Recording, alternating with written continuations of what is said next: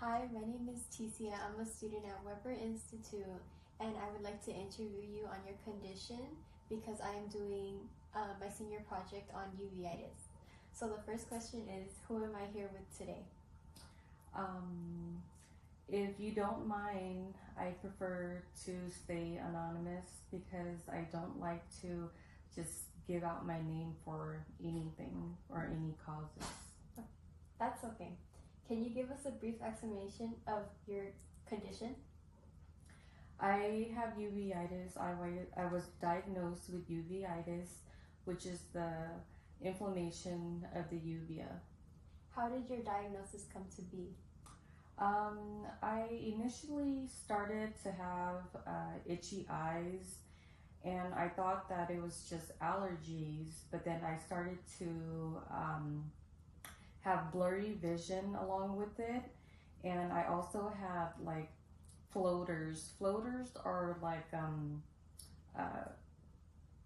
they call them halos, but it just like floating of lights around in your eye that you're mainly seeing when you're looking out, and uh, like like peckles of black pepper, you can say. So now going into your family history, do you have any family members that have uveitis or any other eye conditions? Um, the only person that I could recall growing up knowing that had any type of eye condition was my grandmother, but hers was cataracts, and she was able to get that removed. So what medications did your doctor prescribe to help with your symptoms? It's mainly steroid type medication that would be prescribed, something along with prednisone and prednisolone. So did those pain medications, were they a temporary relief or were they permanent relief? It was a temporary relief. So are there any specific environmental activities or events that can trigger your symptoms? Yes. It can be windy outside. That would cause my inflammation to trigger. It could be very hot out there. That would cause my pressure to go up in my eye, and that would cause the inflammation to trigger. And also being in like a smoky environment or around any type of like smoke, like barbecue smoke or anything like that. Have you had any surgeries and or medical procedures?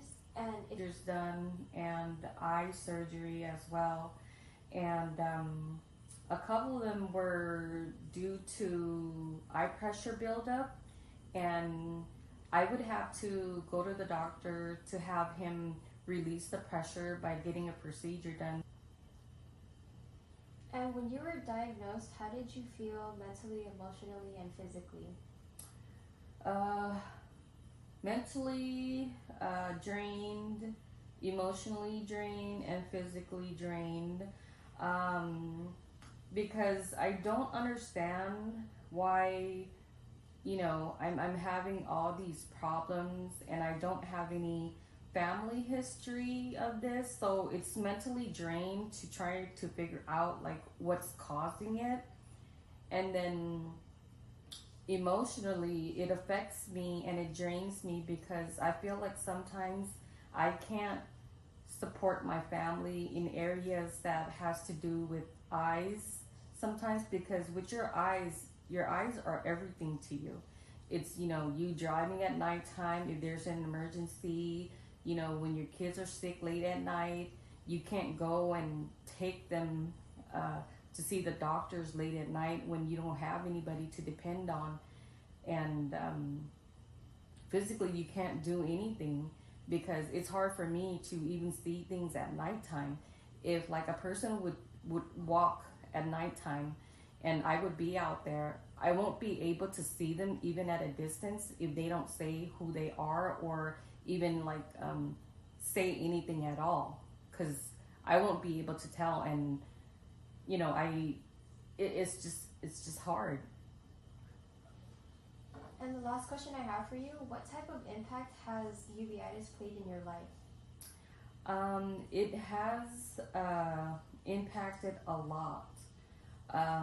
With me being a mom, and this happened, so long ago while my kids were still small. It impacted a lot because I wasn't able to do things with them when they were young because of this eye condition. And I can't be outside, to play with them sometimes because it would affect me with, the inflammation flaring up when it wants to flare up. And we can't go and do things at nighttime to have like a family night out because I can't drive at nighttime because I can't really see well at nighttime.